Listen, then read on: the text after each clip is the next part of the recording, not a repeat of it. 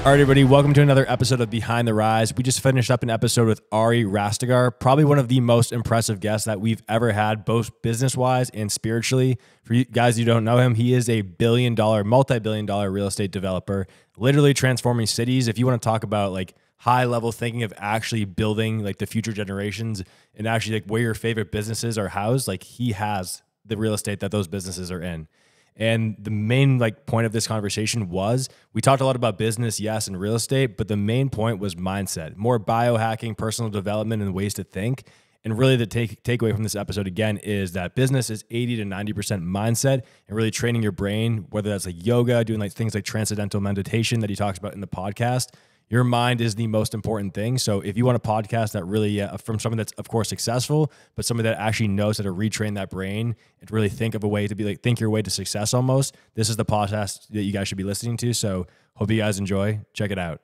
All right. So today we have Ari Rastegar, and we're super excited to get into this conversation. Your accolades in your bio are just absolutely incredible. So we're super excited to dive in and get into how you became the man you are today, and bring us, back from your early days till now. So we're super excited to get into this conversation. Thanks, guys. Thanks for having me. So Ari, why don't we get back to, why don't we start from, your background? So you have a unique background, right? You're half Iranian, half German, right? That's a hell of a combo. Well, it's like a tornado and a volcano existing in your brain at the same time. Exactly. Yeah. Legit. Bet you don't miss a friggin' beat, right? Yeah, I've been called much worse. Right. So are you're first generation? I am. I'm first generation, and being a first generation Iranian has been incredibly important. As you know, it's hard to connect the dots when you're looking forward, right? So looking back, like seeing the depth of the Iranian culture and the values of Iranian culture, and if you're not a doctor, lawyer, or an engineer, you might as well, jump off a cliff if you have Iranian parents. And kind of the reason why I went to law school was really to make my dad, to kind of appease my father. And in his defense, I don't think I really had much direction. And like the exact quote is, after you become a lawyer, you can be an exotic dancer for all I care, but you're going to be an exotic dancer lawyer. Just hold the paper. That was the first kind of 8-year plan of, barely getting out of high school by the skin of my teeth, and then going through a series of community colleges and finally get into A&M and law school and all that stuff. Cool. So, all right. So basically, you weren't a great student in high school, went to community college, right, to appease your dad, right? So we grew up in an Italian household, right? So our dad had a huge influence on us too. I think they're very similar to the Iranian, background. Where very much wanted to make sure we kept our dad like happy and proud, and like we were doing the right thing as best as we could while being a mess in the United States, Right. I think I can relate a little bit to that, mostly with being the mess part.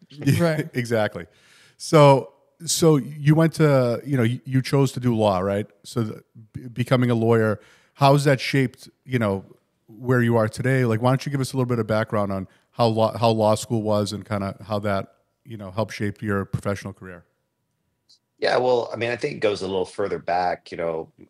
My father went to law school a little bit later in life, and so when I came to kind of live with him full time, I was about 10 years old, and I watched, him, going to the library, studying, and being English being his second language, figuring out how to, get through some of those barriers, which I think are a lot harder than some people recognize. But, watching him, go to night school at SMU so we could live in basically student housing of Highland Park, which is probably the richest school district in Texas, was a very unique experience for me growing up kind of 20 feet from fame, where, being in this neighborhood with very wealthy kids, very wealthy families, some of the most, decorated names in kind of Dallas history, but, my dad being in night school and kind of, putting ends together to let me be in that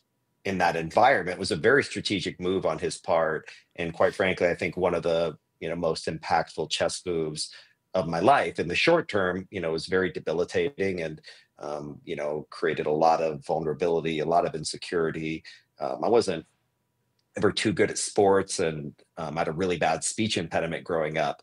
So I had to go to 7 years of speech therapy to kind of learn how to talk. And so struggling with just growing up and being a human being and going through stuff with parents' divorce and this, that, and the other, which, by the way, I couldn't tell you how at peace I am with everything that's ever happened in my life. As I turned 43 on Sunday, and I can say with absolute um, definitive truth that this is the best time of my life. And for the first time in my life, I can look back on things that I thought that were bad in some context and with no emotional charge, really see the wisdom in it. So I went through various stages of looking at different things that happened in my life, and the meaning of it changed. And I think when you look back on things, the facts aren't as important as the meaning that we ascribe to them. And that was very much what my life has been throughout this time of having the meaning of understanding the Iranian Revolution,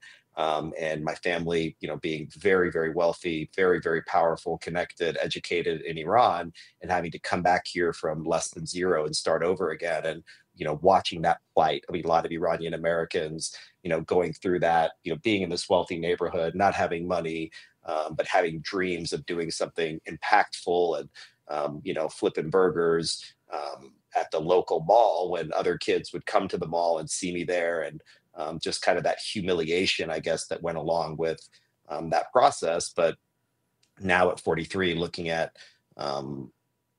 our investors from all over the country, all over the world, investing in 38 cities, 13 states, 7 asset classes. We've involved in over $10 billion of transactions. And I started the company with a $3,500 loan.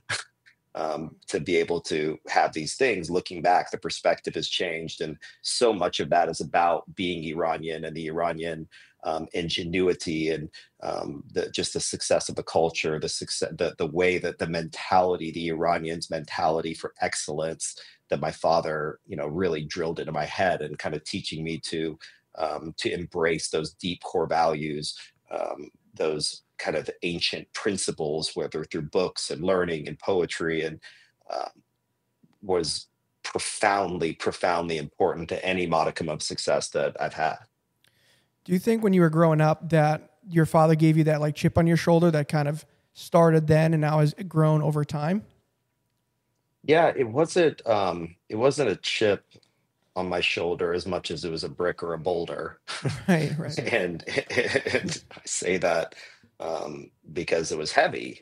It was a heavy thing to feel so little, and feel so incapable, yet having these visions of grandeur and these stories of my grandfather being a 7-time gold medalist in track and field. He was a psychiatrist, this huge Renaissance man, and very educated people, very thoughtful people, and just feeling like that wasn't what I was capable of. But my father said it with such conviction. And, as I said, we had dinner on Sunday night on my birthday, and we're kind of talking through these things, and the things that he tells me and the confidence that he instilled in me early on was the confidence that I used as a crutch until I had a track record that was deep enough and profound enough to recognize that I'm now the guy that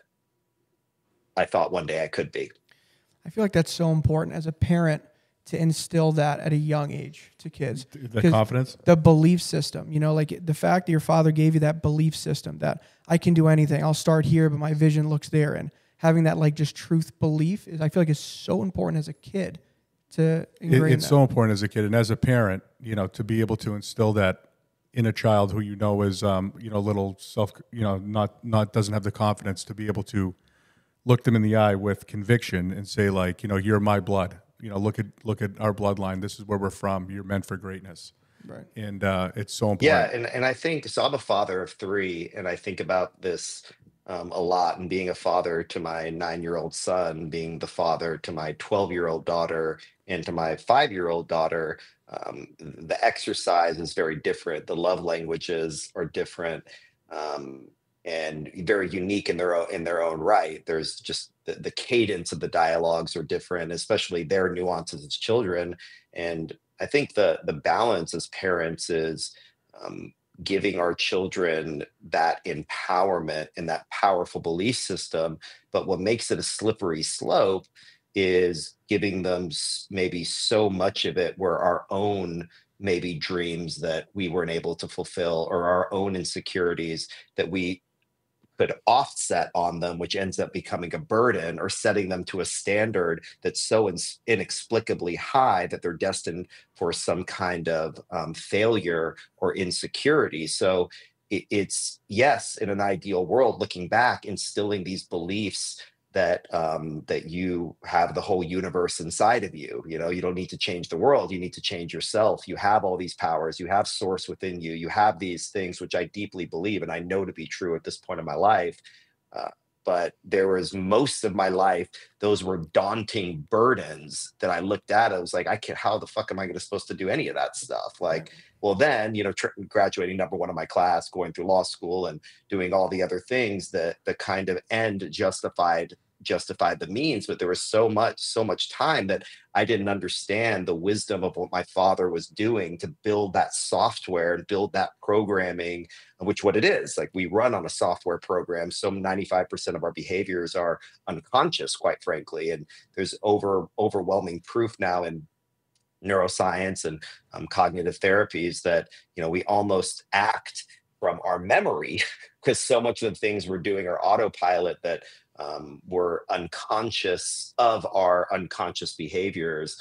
And a lot of the work that I do as an entrepreneur, as a human being, and kind of building this person, because I built this guy, good, bad, or indifferent. Like, I built this guy out of a solid brick of of marble. These are the things that I think about. Is like, what is that balance? When I talk to my daughter and share with her the genius that she has inside of her, by pointing out specific things that I know that she does that is absolutely incredible. Same with my son, and same in smaller ways with my youngest daughter. But what I try to hold back on, and I don't know, as parents, we're learning how to ride a bike while riding a bike, right? There's no instruction manual for being a parent. And for a guy that studies failure for a living, I certainly could point out a bunch of things that I've failed at that as being a parent profoundly as well. But I think for me is finding the things that are authentically true about our children, that we genuinely, truly believe to be brilliant,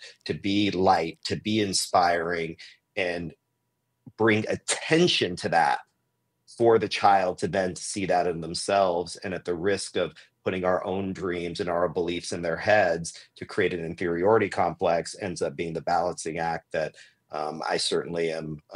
I consciously work through every single day when I talk to my kids. That's great advice. It's crazy to see like how important the younger years of parenting is to people. Like you mentioned, like unconscious behavior, like, or memory. There's some things that we could feel now, whether it's trauma-based or not trauma-based, that happen in our like 0 or like 1 year to 8 year that we don't even realize. There's a reason for that. It's crazy. We've actually figured that out from a neuroscience standpoint. What happens is, between the ages of 0 and 5, the brain is still within an alpha and theta state, which are slower wave patterns. And when you're in a slower wave pattern form in your brain, which we can also activate in ourselves through meditation, through breathing practices, through varying sorts. Like, I'm a huge proponent of transcendental meditation. It's been one of the most life-saving technologies, practices of my life. I'm very close with the organization, very close with the people that are involved in it. I've also done all sorts of different types of work with Dr. Joe Dispenza, and all different modalities. And the point of that is to pull ourselves out of a high beta state, which is this the thinking active state, which is basically can put us into a fight or flight stage very easily, because this 2 million-year-old brain that sits between our ears is designed to find problems. That's what it does. It's a problem finder. And when all of a sudden the problem, 1 million years ago was Tyrannosaurus Rex chasing after you, which is truly life and death, versus someone writing a mean comment on Instagram, that puts us into that same kind of mode, teaching ourselves and training ourselves how to come out of that high beta state into that alpha state, into that theta state, where can then impression and we can cause an effect into our subconscious mind, rewrite certain program, change certain beliefs. For children up into the age of 6 years old, they are only in an alpha state and haven't developed those higher brain waves of analytical mind, which is the beta waves, which the reason that they're that impressionable and the reason why so many of these childhood traumas or joys or whatever stick with us during those years is because of the mechanics and the physiology of the brain not yet going into that stage. It's why every 5-year-old can still, play astronauts and princesses or, whatever fantasy world they like to live in, is because their brain quite literally is incapable of going to those analytical states. That makes being an adult super fucking boring. Right. Yeah. I was going to say, I wish I could be in that state forever. I know. How could we just master that for like 75 years and live like the best life ever? I feel like that's we could. Well, when they asked Picasso, one of these,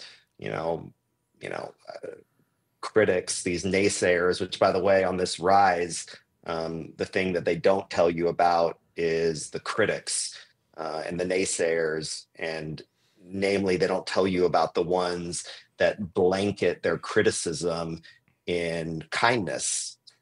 No, you're doing so good. You should really take it easy. And these, little comments that I don't think by the sayer are really meant to be so detrimental. But that was one of the big stark realizations along the way, is that is being aware to guard. I call it, sound pollution, where, covering my ears from the delusions that come out of people's mouths and figuring out how detrimental they are. Delusions, because, the chance that you're perceiving reality right now as truth is 100% impossible, because you're using senses. You're using your eyes, using your ears, you're using your touch, you're using your taste, and everybody has these different senses that have different levels of sensitivity. So the truth of a situation is actually not even important. It's just really a perception. But, along this particular path, that was incredibly enlightening with how detrimental it can be along the way. And it gave me a lot more respect for a lot of athletes, like a LeBron James, that has lived in this greatness spotlight since he was 18 years old. And the things that have been said about him, other than his age and defying gravity, his ability to stay within his tunnel vision of his goals while the whole world is criticizing every single action he has, to me is the superpower that has not been discussed enough around the pursuit of greatness in general. And to your point about, I wish we could all be in that state forever, you really can. And through the work, the meditation work, you can train yourself to stay in that alpha and that theta state, or certainly visit that state multiple times a day, which I do, and be very intentional about how you create your life. And you use your emotions to serve you, and not really be their master. And it is about the playfulness, that playfulness, that childlike ease that comes along, that keeps you young, that keeps you vibrant, that keeps you energetic. This critic that was going to tell you before told Pablo Picasso, why do you make these pictures that they look like awkward, like what is this? And his answer was very enlightening. It was, he said, it took me 10 years to paint like Raphael, which, if you know Raphael, it's like the subject realism of, looks like a picture. He's like, it took me 10 years to do that. It's taken me a lifetime to paint like a child. Right. And that is the ultimate pursuit, as we are beaten down by this delusional concept of adulthood, is finding playfulness, finding a lighthearted sense. That doesn't mean don't be serious and don't have convictions, but it means that the lighter energy that you can bring to things, the more love, the more attention, the better that your experience in this three-dimensional world is going to be. I feel like that's the hardest part as you grow up. You know, you grow up and you start to get more, you know, you start to see more negative things, or people start dying in your life. People get sick and you start to get more cynical about things. But I feel like the hardest part is to keep that light, keep that love, keep things kind of more joyful, like you said. But you seem to be super tapped in to like the self-development world. Like you mentioned Joe Dispenza. I love his books. I've read most of his books. A little bit harder for me to read because the way he talks is like kind of complicated. So I kind of have to slow it down a little bit. But I love his books. I mean, he has some incredible case studies, incredible stories. What got you so tapped in to this world? Desperation. And it usually comes from that. You know, usually people start to dive into this because of a tragedy, you know, or something.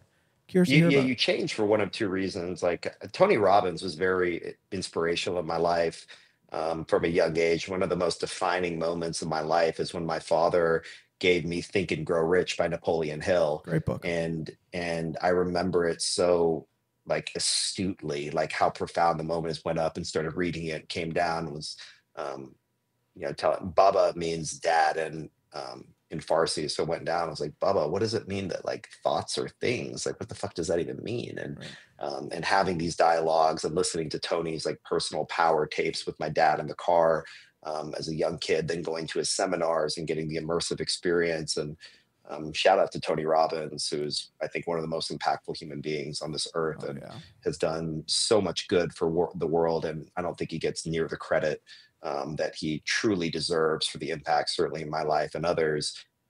But there was a point in my life where the amount of old thoughts or traumas that I think that we all kind of carry, that are also heightened in this technology age of everything being, pinging at you, and your life is on so much more display. So everyone can fight every nook and cranny about you and criticize you and poke at you and all the things you said, death, dying, life, all just life happening. Learning to have tools to deal with that. And that's really what personal development was finding tools. So, you have the thing where someone says the rude thing. You're like, I got this in my toolkit. I'll pull it out like a screwdriver, and you do that. Oh, okay, thanks. That's nice. Move on. And then shut it aside. But it took me a while to learn that dealing with life and dealing with these things was a skill, like the practice of law, like, building a building. You can't skip steps. There's foundational elements that are needed to build a building. There's foundational elements to build a life. There's foundational elements of health and wellness. And I'm a very meticulous person by nature, and being an English major in undergrad, and basically reading the greatest books in the world, for a living, and still the case, like studying greatness, studying biographies for a living, you start to see patterns emerge. You start to see certain things happen, whereas human beings, we're not nearly as interesting as we think we are.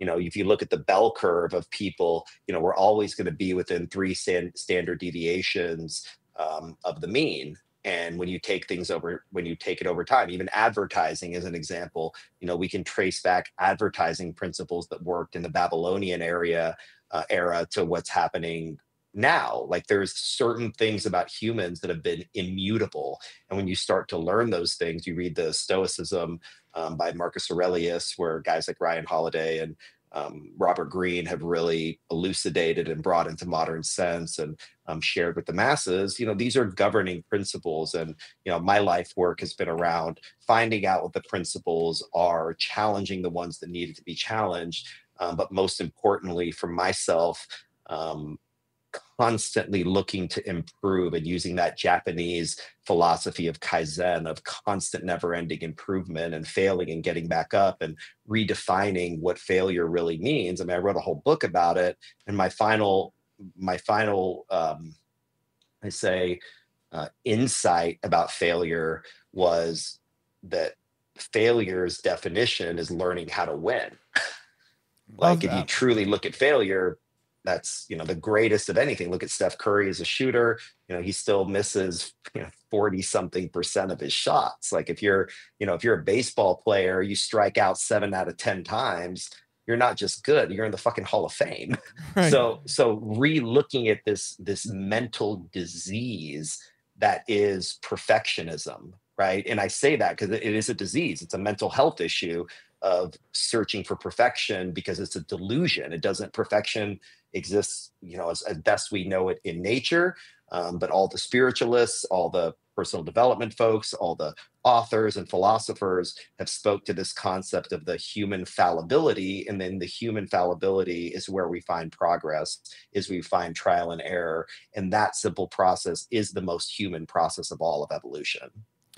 A lot of that's reframing, you know what I mean? Like reframing failures, reframing some of the, if you're going through tribulations or trauma, whatever, just reframe it to have a positive outlook on it. And I feel like that's the hardest part is to stay positive throughout those moments. Yeah. So that was going to be a question. So on this topic, so if you have somebody, like you said, a lot of people are operating in the subconscious state. Either you have bad habits or you had childhood trauma, or whatever it is. What are some tips that people can use to get to break those subconscious the number one thing, and there's back to tools, like if there is if you're a human living in this modern world, okay, and you have your faculties about you, so let's say that you've been blessed enough in this world to have the predominant amount of your faculties, your limbs, a requisite amount of health, I would urge everybody with every fiber in my being to learn a meditation practice. We now have thousands and thousands and thousands of brain scans, heart scans, that really take us out of this concept of meditation being a pseudoscience. Now, science is the language of mysticism. What we know with meditation now from a cognitive brain function standpoint of actually improving the mechanics of how our brain, our heart, our bodies function by calming the central nervous system and all of the cascade of benefits that go along with it. If anybody's listening here having any of these issues, go find a transcendental meditation program. There's, you pay for a class, you go in an evening, and then you have 2 follow-up lessons where you learn a technique. This is not just, let me sit and control my breath and stop my thoughts. And that's the main point to come across. There is a way that you learn a technical skill of meditation or doing Dr. Joe's work. Dr. Joe, for me, has been profoundly impressive. I've done his in-person seminars, which are just, electrifying, with 10,000 people around you that are also searching for something and looking to improve. But not having a meditation practice in the modern age of noise is suicide. Being able to find a quietude in your own mind. You don't need to go to the Himalayas. You don't need to go pay a bunch of money for, gazillions of dollars. I think the TM course is maybe $500, and for students or people that are, maybe don't have the money at the time, they work with you. And that I would argue, is the single most best investment of your entire life. And I learned about it from Ray Dalio myself personally. Ray's the one that actually told me personally to go learn to meditate. I asked him, I was like, what is, as a young entrepreneur, like, what would be the thing? Like, what would be the one thing to learn? And Ray Dalio, the greatest investor in history, literally, it's like, meditate. and I saw him again and told him after I'd learned it. And the look on his face when I told him I did it, it was helping. He was like, "It's good, isn't it?" Yeah. I was like, "Yeah." Well, it's like it's like a common denominator unlock. I feel like anytime you've talked to someone who's like tapped into that world, the number one thing they say is meditation. They study like these monks in India who can be in these meditative states, and they see what their brain looks like, and it's like insane. But yeah, but to Ari's point, like, I downloaded some apps, and the Calm app, the Headspace app. I tried doing it, and it's like I did it for a while, but I didn't feel any like technique. It was just about like managing your breathing and calming your thoughts. I'm so glad you said that. I'm glad you made that comment for people listening, because it is a learned technique that you practice. Yeah. Like, first, before you start doing free throws in basketball, a coach has to say, all right, plant your feet, here's the line, hold the ball, shoot the basket. And then you're like, oh, is this right? And then you figure out the technique. Then you can do 500 reps a day, right? And this is the big miseducation of this word meditation that has been thrown around mercilessly and, quite frankly, watered down the profound meaning. Because at its core, meditation means to become aware. That's really what meditation means. And the more aware you are in life, the more you're aware of something you say to someone that hurt their feelings, the more you are aware of your financial statements, the more you're aware of a beautiful breeze on your face, the better your life is. Awareness, cultivation of awareness is what makes a better experience in life, a heightened sensitivity where we've so much, me at the top of the list, put these large accomplishments, on the list when and putting off, I'm going to feel good when X, Y, and Z. But the big realization for me as an adult and through this practice is feeling those emotions, cultivating them before it happens, and living in a beautiful state. But it takes work and it takes consciousness, just like anything. You don't just eat one salad and lose 30 pounds, right? Like, you don't just go to the gym 3 times. Like, this is a technique, and then there is a practice. And over time, that practice will lead to a skill. And that skill is how you become the governor and the sovereign ruler of yourself. Wow. I mean, yeah, anyone who's listening to this, I feel like understands why you're successful. Once you've mastered this and kind of gone from, the community college route, flipping burgers, to law school, to now having this mindset and then getting into, your passion to real estate, which I'm excited to dive into too. I mean, you can clearly hear in his voice on why he is who he is. Yeah, 100%. 100%. Absolutely love that. So why don't we switch gears a little bit and get into, kind of how you went from law school to, to your first deal, which I know you were doing real estate deals while you were in school, right? It was. So the path, think of looking at the stock market.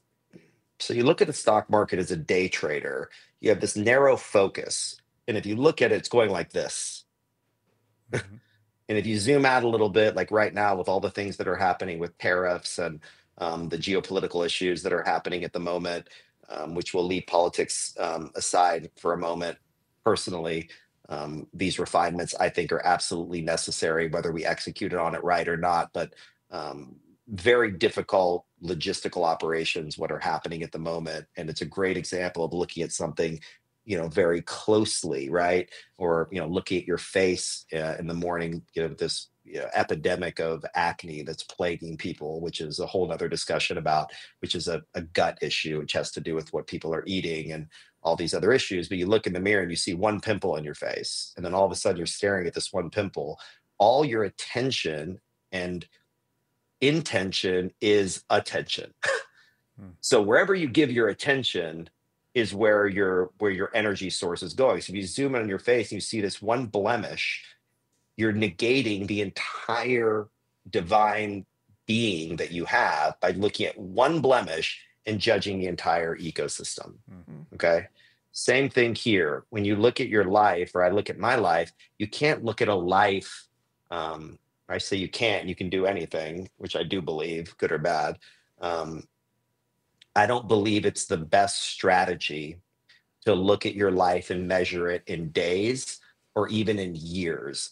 A life must be measured in decades, because only through a decade do you have enough time to see what the delusion of what appeared to be a down and the beauty and the majesty of what that blessing was that to you in the short term appeared bad. And then watching how that detour led you to a place of even more growth and even more prosperity, and watching this upward trajectory and the ups and downs and the U-turns through this lens of, oh, this is the worst thing ever. And then 4 days later, you can't even remember the thing that was upsetting you, or the message that someone sent about this, that, or the other. So as I look back now on decades, my journey into being, let's say, into the beginning of my professional career was doing these major parties around the NBA All-Star game and around the Super Bowl.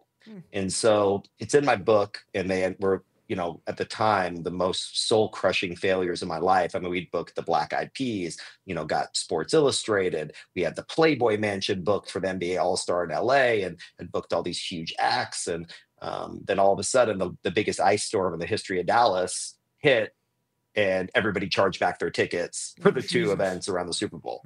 And then the next week, we're going to Los Angeles, where we have the Playboy Mansion booked. Snoop Dogg's going to perform. Tickets are a couple $1,000 a piece, sold out, ready to go.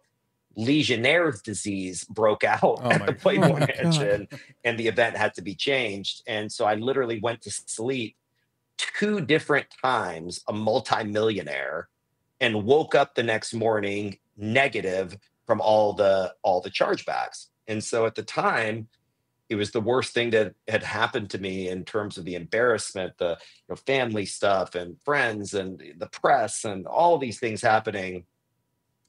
But looking back, seeing that what it taught me about logistics, what it taught me about customer service, so many of the biggest celebrities in the world that I met during that time became investors with me and are still my investors today in our real estate business. But it took time through these seeming abominations, because quite frankly, if they would have been successful, I would have been the biggest party promoter on earth by now.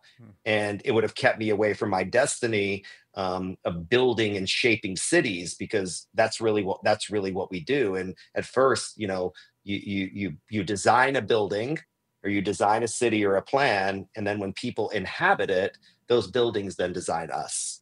And so this thing that we've done in real estate had nothing to do with real estate per se. It had to do with how we are going to be responsive to the social needs of society over the next 20, 30, 50 years in designing buildings, houses, industrial facilities, office buildings, apartment complexes that will create the space and the environment for people in their business and personal lives to create the greatest lives that are possible. And that comes with how we shape and design space. And this is very much phase 1 in a 50-year plan that we've laid out for this investment firm, because real estate is everything. Like your podcast, you're sitting in a piece of real estate. I'm sitting in a piece of real estate. Even a rocket has to take off from somewhere. Right. We joke all the time that the cloud lives in a Rastegar building. Like your cloud is like, they're my tenants. Like the servers are in one of my industrial buildings that where you save to be a cloud. So in this building of this global investment firm, we wanted to start with the most critical component of building anything, and that has to do with the bricks. That has to do with the solid foundation, quite literally.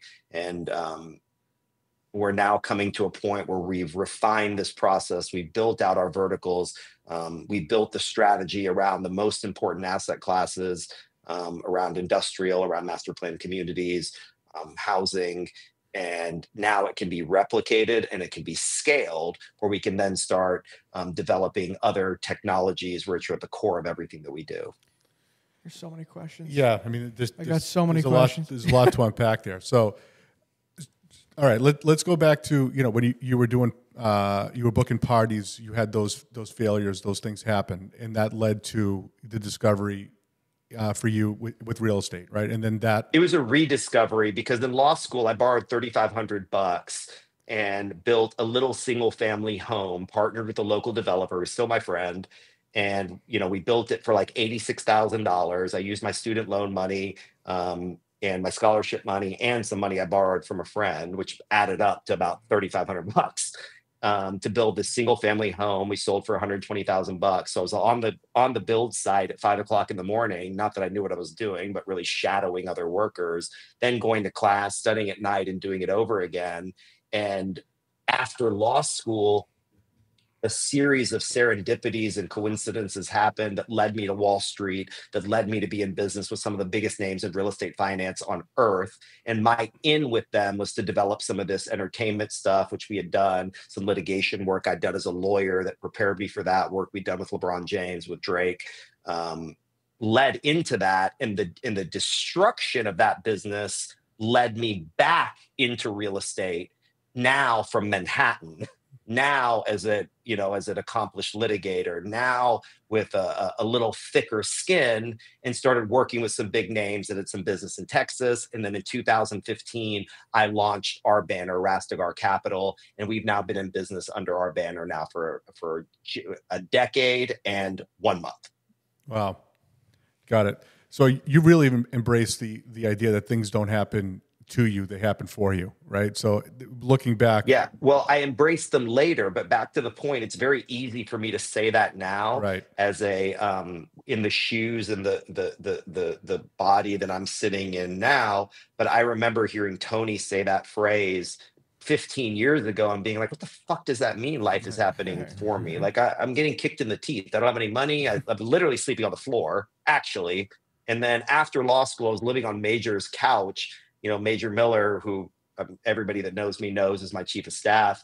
Like he was working for one of my old wrestling coach, who's still a very, very dear friend of mine. And he had enough money just to pay for my law school, my bar exam courses while I was living on his couch. But I was listening to those same Tony videos, and I was doing all my affirmations. I was reading Think and Grow Rich. I was, I'm an avid reader. Anybody knows me knows I'm reading 24 hours a day, 7 days a week. It's who I am. It's not what I do. In fact, my daughter, when in kindergarten, they did, what does your dad do for a living? And, sitting in front of the class, she's like, my dad's a reader. Yeah. So her impression of me at that point was I was a reader. And so meaning that it doesn't happen.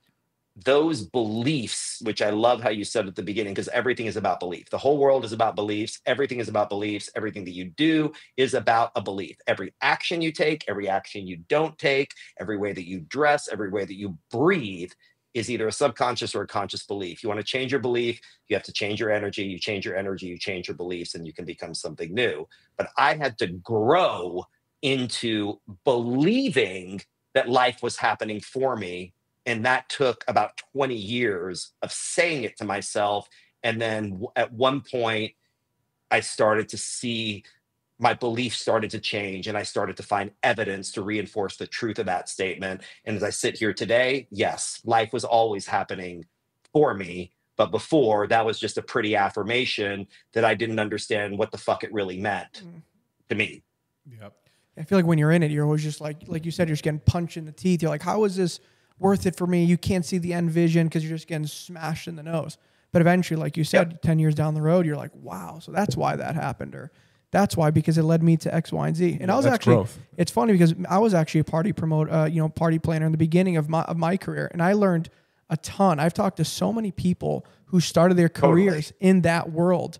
And you learn so much. In your network. Yeah, right? The network. A lot of people looked at, guys like me in the space, and they didn't really understand the value of it. I'm like, you guys don't understand. I'm meeting so many people. I'm learning hospitality. I'm learning how to, not just network. You nailed it. I'm looking to, I built relationships. I didn't just like quote unquote network. I was building friendships. Yeah, no, you're exactly right. And I wish I had the cognitive understanding at the time for that. I think I was, as a mid-20s, highly ambitious, more arrogant than I care to admit. I was just trying to get rich and be cool. And it took me a while. I've always, look, I'm a person that actually cares in general. That's just in my DNA about whatever things that I do, I care about, and I care about people, and I care about experiences. And because of that, I defaulted into building some incredible relationships in that business. But at the time, I didn't realize how wildly important it is, that type of entertainment, hospitality business, if you have other ambitions, because you're exactly right. Once you learn that level of hospitality, that level of detail in the production that goes into putting on a live show. I was, the other night I was at in Raleigh for the Dreamville Festival. Several of my friends are managers for a lot of the top acts, and so we were backstage and talking with them and seeing with them. And I was talking to a couple of the tour managers and watching the level of intricacy, the timing that goes into it is so, it is a masterful, unappreciated art that goes into doing that. And if you can take those skills and re-signify them to being obsessed with your customers, being obsessed with the detail of the execution of your business, I think that is a recipe for enormous, enormous success because of how much hospitality and how much care that is built into how you deal with your customers. Oh yeah, there's a lot of stress too in that world. There's a lot of noise, a lot of stress, a lot of egos, trying to understand personalities and stuff. Oh yeah, that was I feel like it was a lifetime ago for me, but it's just an insane world. So you went from that to now building, Infinity Living, Infinity Square, Infinity Park, Infinity Views. I mean, this is insane. Was it always big thinking when you got into the real estate game? Did you always see this masterful plan, or were you like, I'm going to go little by little?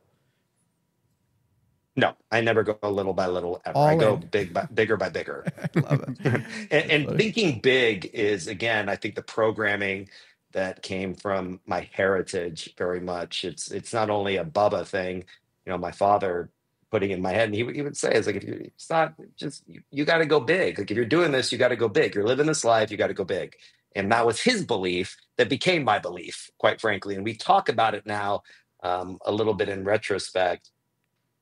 Look, we've been involved in millions of square feet of development. We've designed our own buildings. We've structured them. We manage money for some of the biggest institutional investors on planet Earth, literally. And as a 43-year-old sole founder and CEO, we haven't done a Series A. We still own 100% of the company. And we thought about what that looks like kind of longer term. But when you own as much as we do, you're building as much as we do, you learn a lot about people too. You learn a lot about the profound need for a great team, and not just as a proverb, because, when you're building a building, you have a tremendous respect for how many types of people, thought processes, skill sets. Just think of a house. You have someone, the people doing geotechnical studies to see the soil, and then you're having to do power lines, then you're running sewage, then you're pouring concrete, then the rebar, then the plumbing, and then the electrical.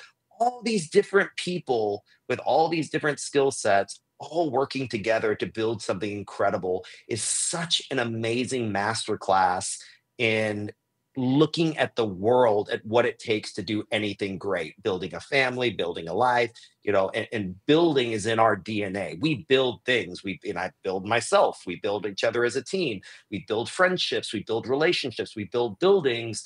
But the thing that I do as a human being is dedicate my life to building.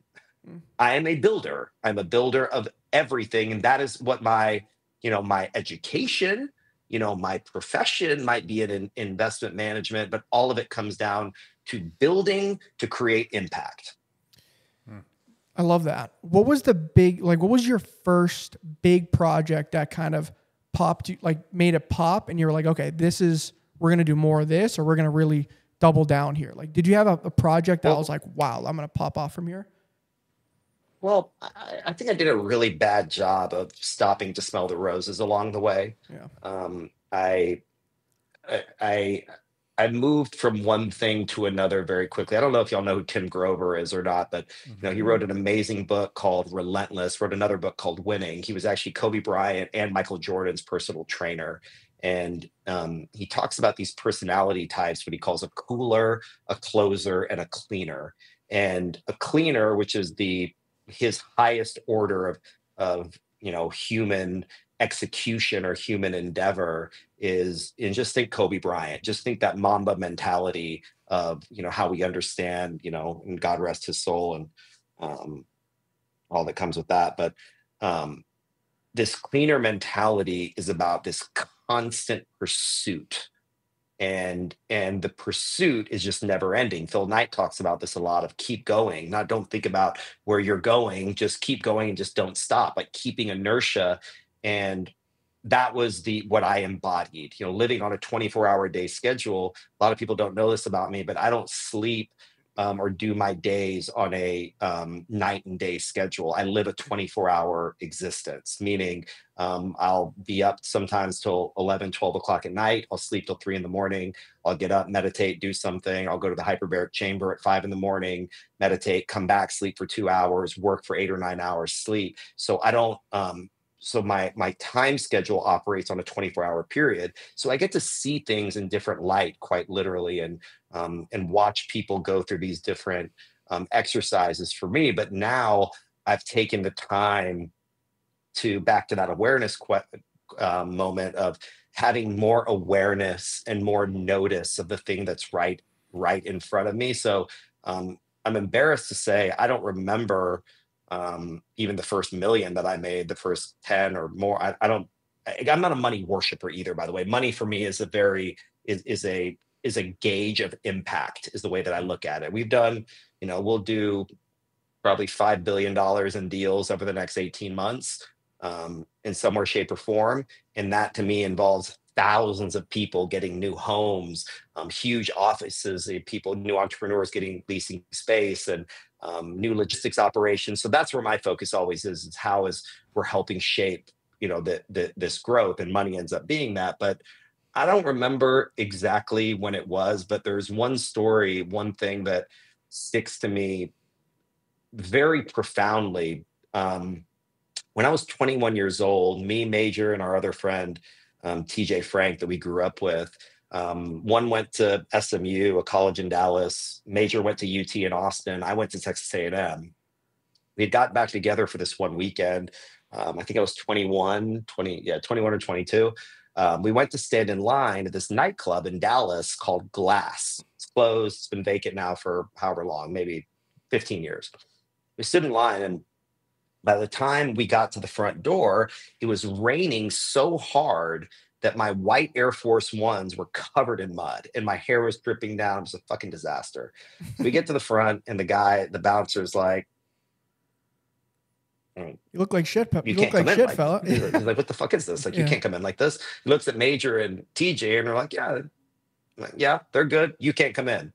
So, Yes. I didn't get in, and I stood out there. We stood out there together, and kind of looked around. I had this moment of just feeling like shit. And 15 years later,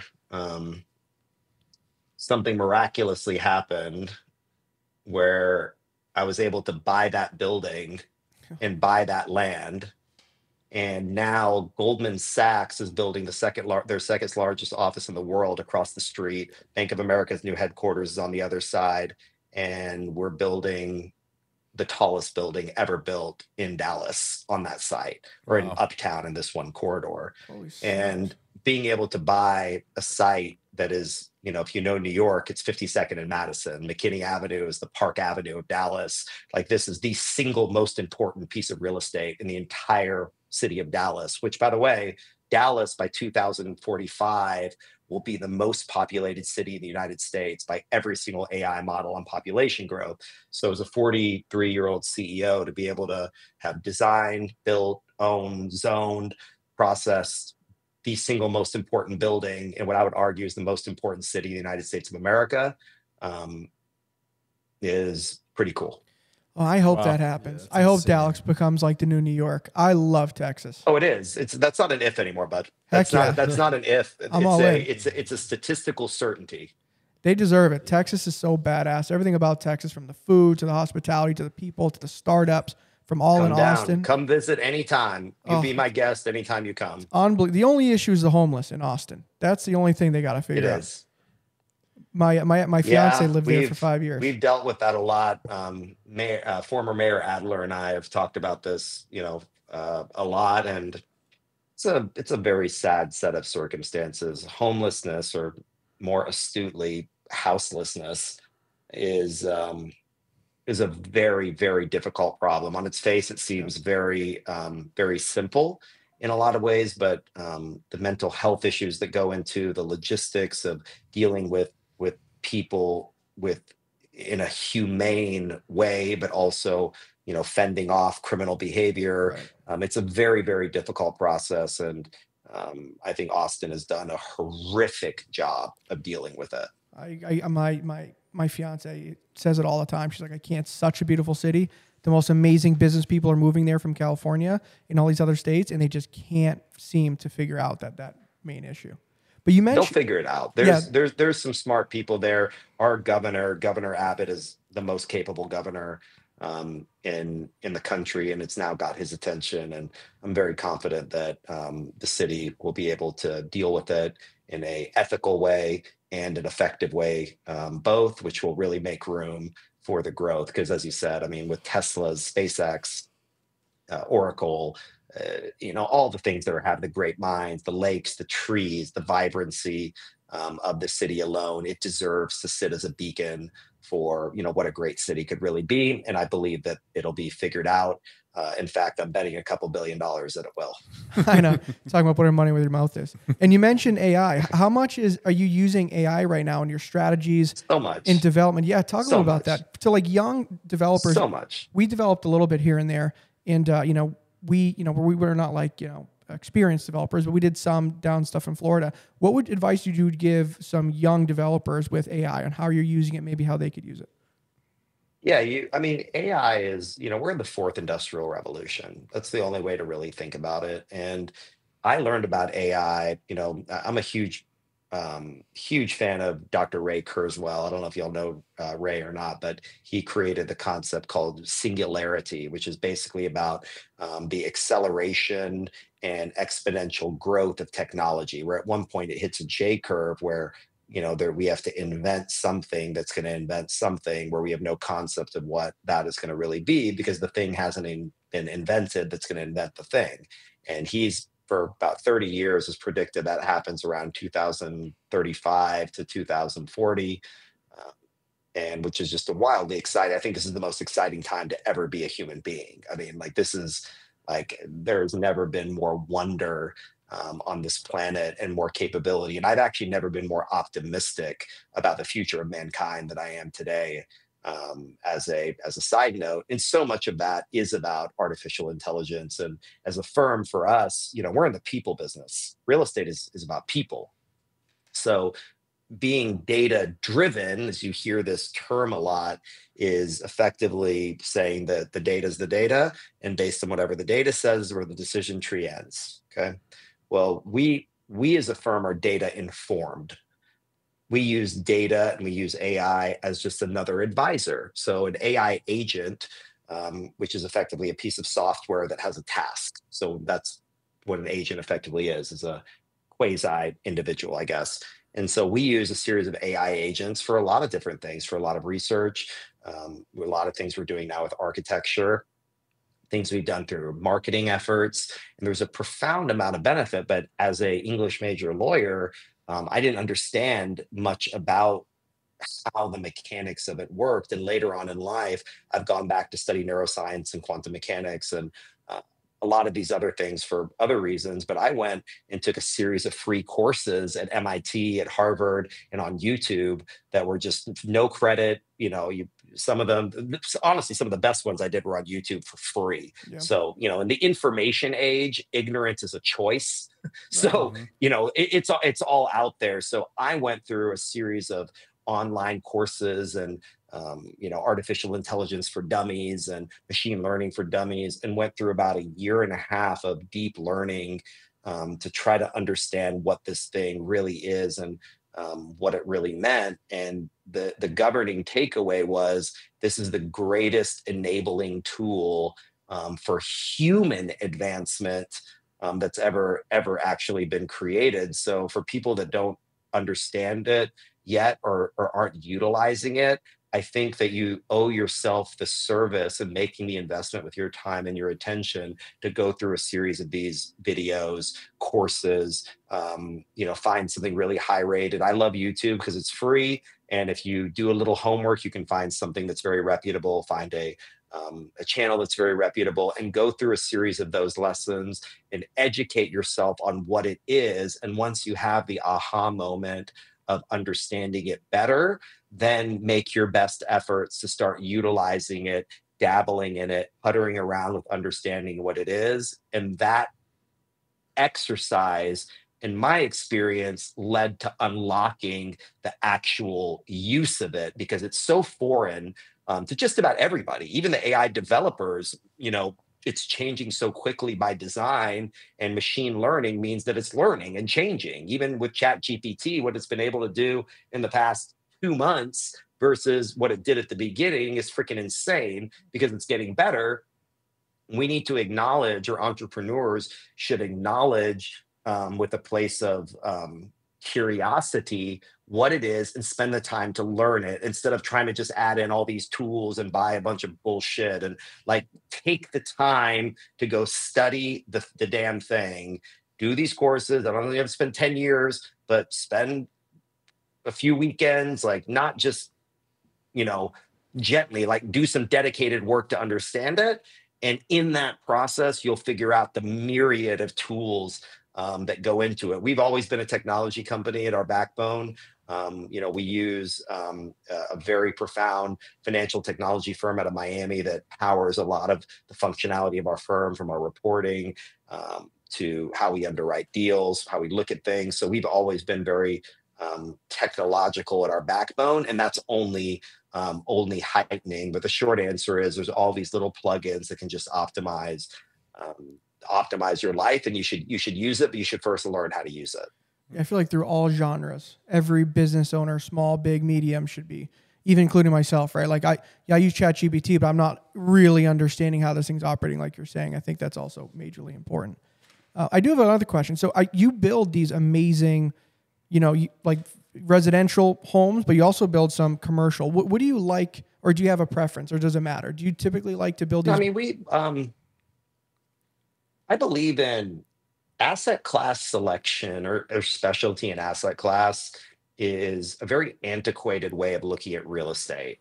So historically, you go and see people that do apartments, that's all they do, or do office, or right, whatever, and that's what they do, and they refine their processes. And I think that's great. I think there's a lot of place to do that, to refine a repeatable process, which is great. We're a people-driven business, and we find cities, submarkets that we believe in, and whether have strong population growth, have values that we believe in, have growth potentials, have things that make people want to be there. That is the overarching way that we look at things, from this top-down approach. And once we believe in a city or in a market, that city, if it's growing, is going to need logistics, apartments, houses, commercial property. We just finished building a new elementary school. We're building a little Texas town square with single family homes for rent, lot development, multifamily, super tall skyscrapers. But it all comes around with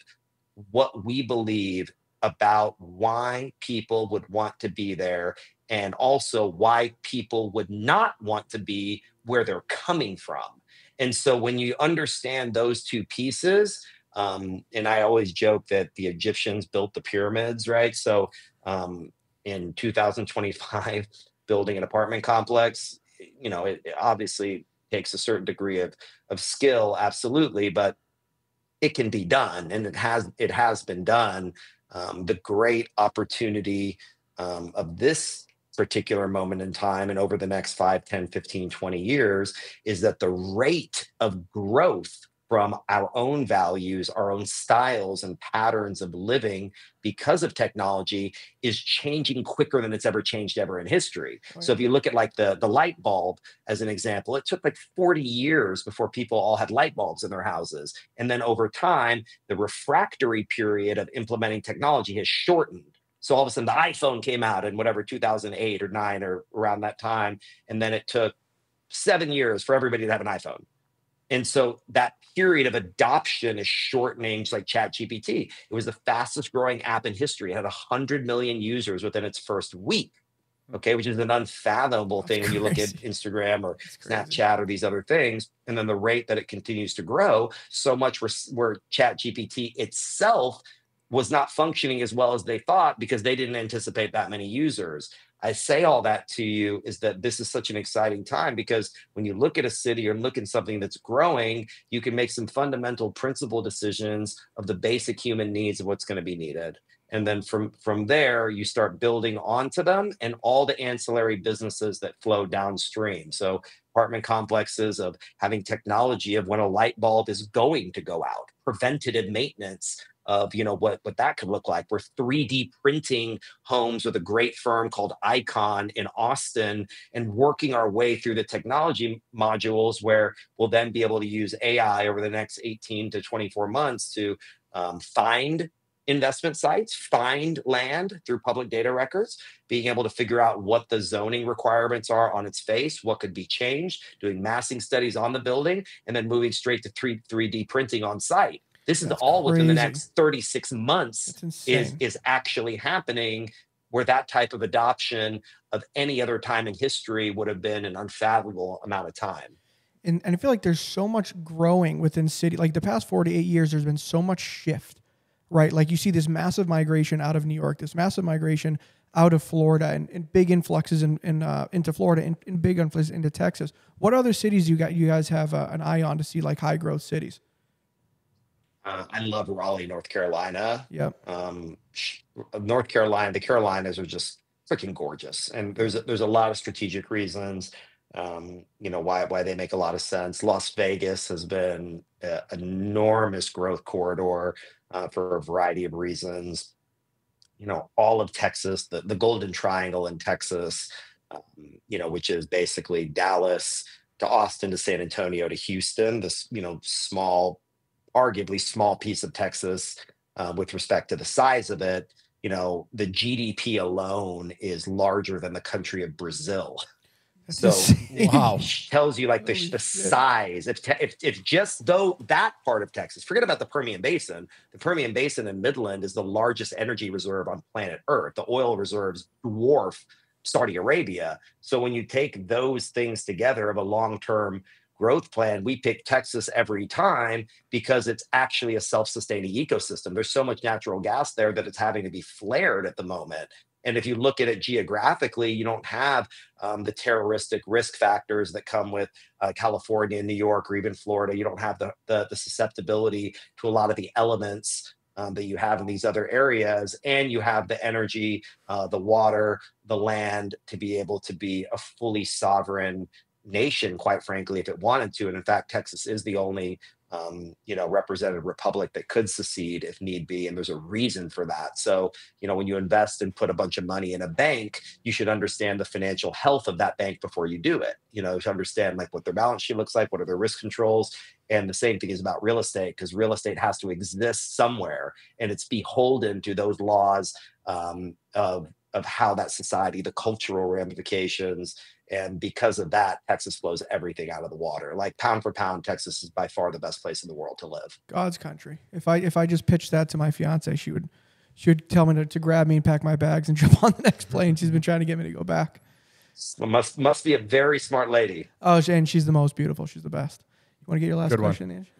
So Ari, we're pretty much out of time here, even though I feel like we could talk to you for hours and hours and hours. I know you're talking health, biohacking, Oh my real God, estate, business. I mean, you hit all the pillars that we love. We might need to do a gotta have part him 2 at back. some point. I know, legit. Or maybe for we'll go sure. down to Texas. Yeah, I would love to. I'd love to see some of the projects you got going on. That'll be sick. So we always like to end with, what is your best piece of advice that you maybe haven't given before, or something that you think would be profound for somebody, starting off in business or has an entrepreneurial spirit? Like, what's a good piece of advice you can pass on?